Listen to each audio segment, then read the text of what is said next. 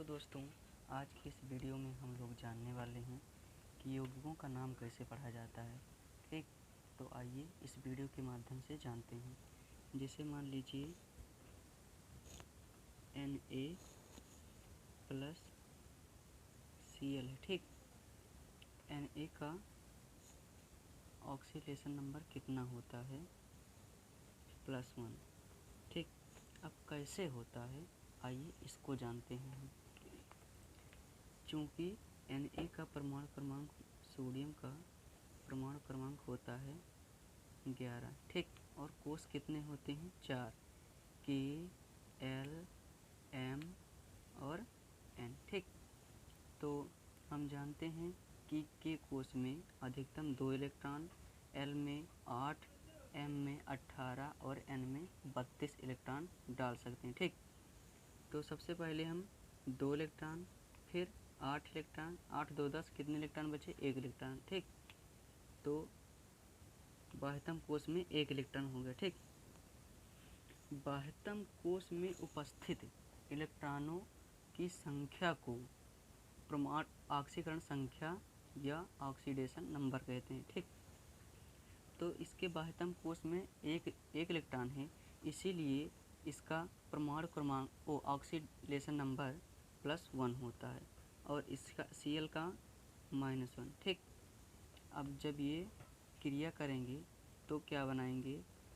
चूँकि आवेश समान हैं इसीलिए ये कैंसिल हो जाते। अगर जैसे मान लीजिए यहाँ अगर Ca होता, यहाँ तो +2 होता और यहाँ -1, तो ठीक उसका ऑक्सीडेशन नंबर इसके नीचे और इसका ऐसे होता है। ठीक, तो इसलिए चूँकि इसका आवेश समान है इसीलिए कैंसिल हो जाएंगे। तो ये क्या बनाएंगे? NaCl। ठीक, इसका क्या नाम होगा? Sodium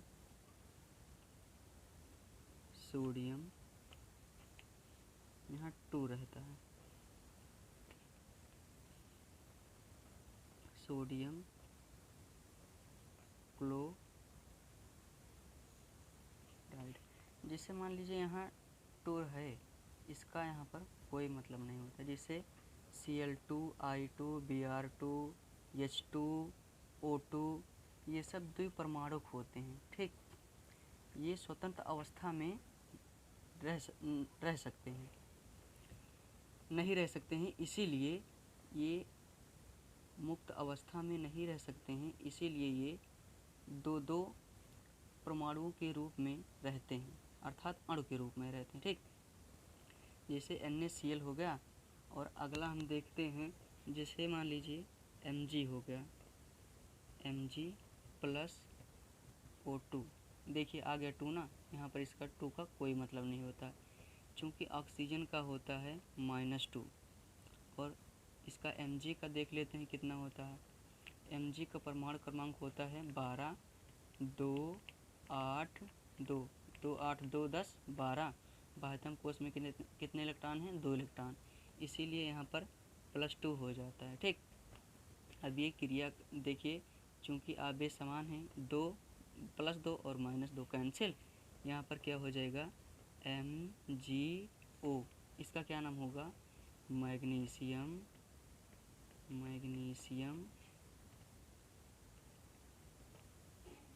oxide. ऑक्सीजन है इसीलिए ऑक्साइड। ठीक, मैग्नीशियम ऑक्साइड हो गया। यहाँ Al ले लेते हैं प्लस PO4 माइनस, तो आपको याद ही करना पड़ेगा। यह PO4 इसे बोलते हैं फास्फेट। फास्फेट का होता है -3 और एल्युमिनियम का होता है परमाणु क्रमांक 13। ठीक, अब इसको इलेक्ट्रॉनिक विन्यास करते हैं। 2 8 8 2 10, कितना बचा? 3। बाह्यतम कोष में 3 इलेक्ट्रॉन हैं, इसीलिए यहाँ पर हो जाएगा +3। ठीक, यहाँ अब ये +3 और -3 कैंसिल, AlPO4, तो इसका क्या नाम हो जाएगा? एल्युमिनियम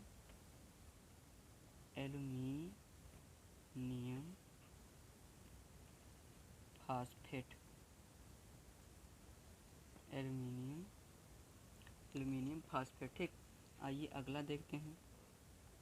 जैसे मान लीजिए Ag हो गया, ठीक। Ag प्लस NO3, इसे बोलते हैं नाइट्रेट, इसका होता है -1। इसे बोलते हैं सिल्वर, इसका होता है +1। +1 -1 कैंसिल हो जाएगा, AgNO3, इसका क्या नाम हो जाएगा, सिल्वर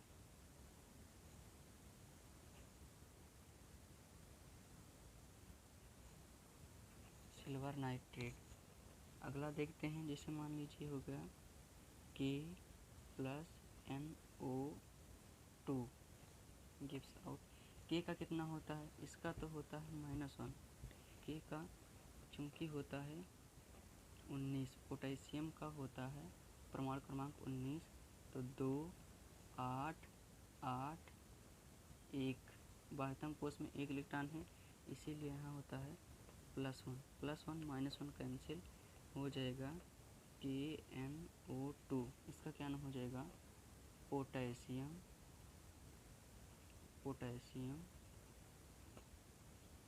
नाइट्राइड,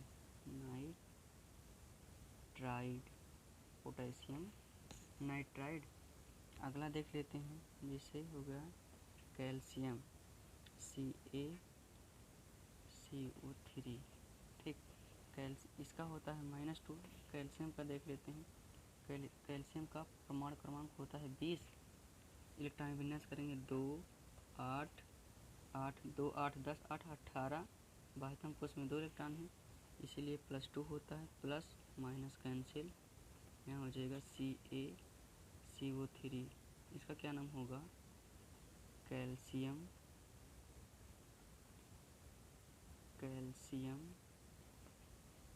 CO3 को बोलते हैं कार्बोनेट, कैल्शियम कार्बोनेट। अगला देख लेते हैं, जैसे मान लीजिए हो गया Mn प्लस O2, यहाँ O2 का कोई मतलब नहीं है, O2 का ऑक्सीजन का होता है -2 और Mn का होता है 25, ठीक। 2 8, अब यहाँ पर नहीं भरेंगे, पहले हम बाह्यतम कोश में 2 इलेक्ट्रॉन डाल देंगे, अब जितना बचा उसे यहाँ पर डालेंगे, यहाँ 13 2 8 10 और 13 2 15 15 10 25, बाह्यतम कोश में 2 इलेक्ट्रॉन, इसीलिए यहाँ +2 प्लस माइनस कैंसिल, यहाँ कितना हो जाएगा, MnO मैग्नीज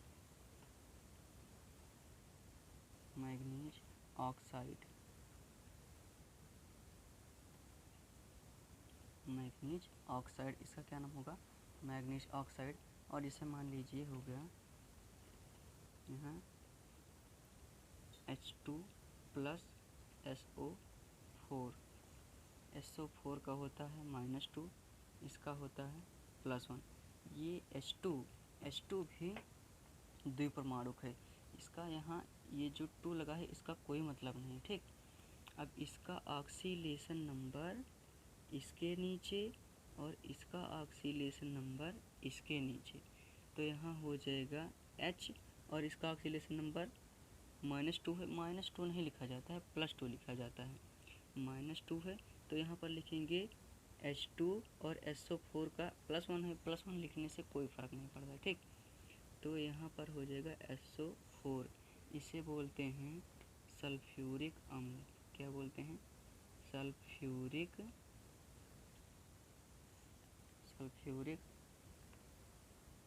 अम्ल, ठीक। इसे अम्लों का राजा भी बोलते हैं। और आइए हम अगला देखते हैं, जिसे मान लीजिए हो गया यहाँ पर Cu प्लस Cl, अब इसका क्रिया कराएंगे, क्या हो, पहले Cu का +1 भी होता है और इसका -1, Cu का +1 भी होता है और +2 भी होता है। जब कॉपर का +1 ऑक्सीलेशन नंबर लेते हैं तो उसे बोलते हैं क्यूप्रस, क्या बोलते हैं, क्यूप्रस। और जब कॉपर का ऑक्सीलेशन नंबर हम 2 मान के चलते हैं तो उसे बोलते हैं क्यूप्रिक।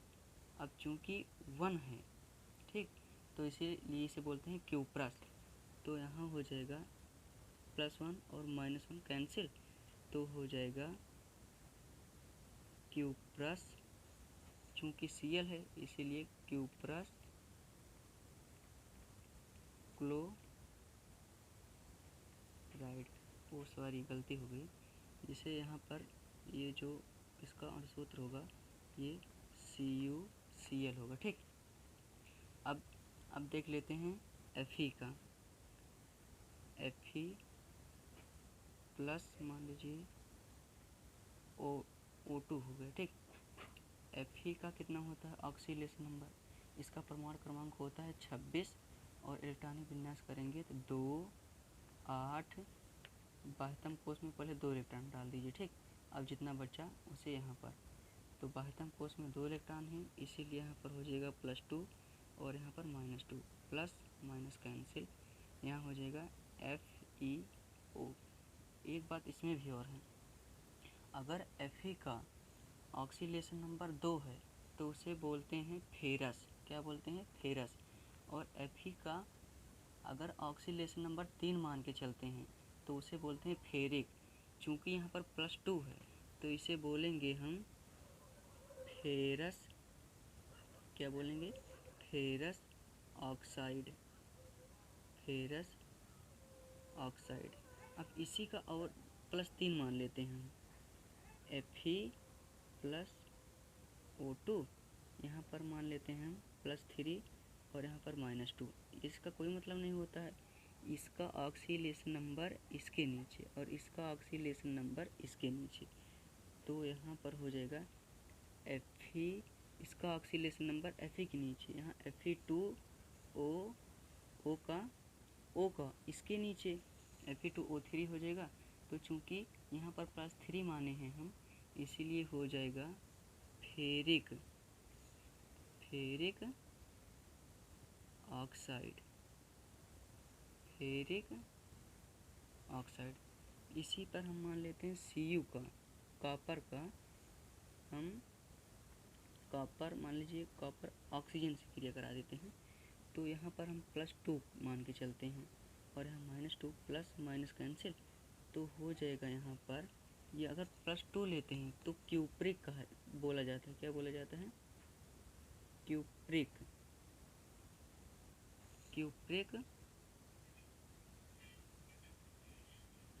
Cupric oxide. ठीक, और अगला मान लीजिए Fe का हम Fe का मान के चल रहे हैं 2 प्लस PO3, Fe का +2 मान लें और इसका -3 होता है, जानते ही हैं। सॉरी ये भी गलत हो गया, यहाँ पर हो जाएगा CuO। ठीक, अब इसका ऑक्सीलेशन नंबर इसके नीचे और इसका ऑक्सीलेशन नंबर इसके नीचे, तो यहाँ हो जाएगा Fe3 फिर ब्रैकेट लगा देंगे PO3 का होल ट्वाइस, अगर 2 रहता है होल ट्वाइस, यदि 3 रहता है तो होल थ्राइस बोलते हैं। ठीक, हो जाएगा यहाँ पर, चूँकि हम 2 माने हैं इसीलिए यहाँ पर होता है फेरस फास्फाइट, फेरस फास्फाइट। ठीक, अगला देख लेते हैं, जैसे मान लीजिए जिंक का सबसे बड़ी बात ये है कि इसका हाइड्रोजन का +1 भी होता है और जब ये आधात के रूप में होता है तो इसका -1 भी होता है। अब Zn का परमाणु क्रमांक होता है 30, इसका जब इलेक्ट्रॉनिक विन्यास करेंगे 2 8 10 और बाह्यतम कोश में 2 इलेक्ट्रॉन भर दीजिए, 2 8 10 और ये 12, अब इसमें 18 इलेक्ट्रॉन भरेंगे, 18 2 20 और 10 30, बाह्यतम कोश में 2 इलेक्ट्रॉन हैं इसीलिए यहाँ पर +2। अब इसका ऑक्सीलेशन नंबर इसके नीचे और इसका ऑक्सीलेशन नंबर इसके नीचे। ठीक, तो यहाँ हो जाएगा ZnH2, इसका क्या हो जाएगा? जिंक हाइड्राइड,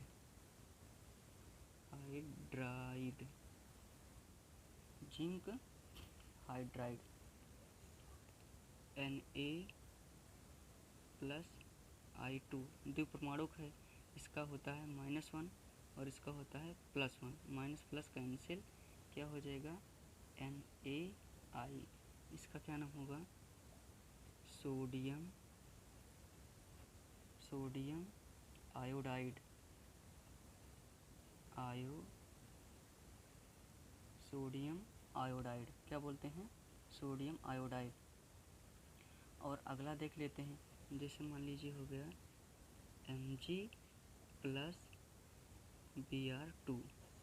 Mg+Br2, इसका होता है +2, इसका होता है -1, ठीक। इसका ऑक्सीडेशन नंबर इसके नीचे और इसका इसके नीचे, तो यहाँ हो जाएगा Mg Br2, ठीक। इसका क्या नाम हो जाएगा